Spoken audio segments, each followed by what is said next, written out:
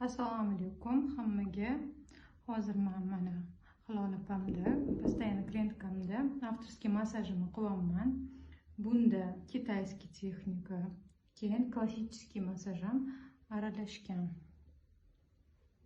Bu mimichskiy morshinalardan, возрастной morshinalardan juda ham foydali.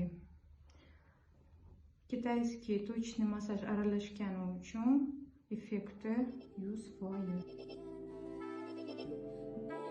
Massaj litsa protsedurasi juda ham uspokаивающий effektga ega, chunki yuzda juda ham ko'p tochkalar bor va miyaga yaqin joylashgani uchun relaksiruющий massaj asablarni tinchlantiradi.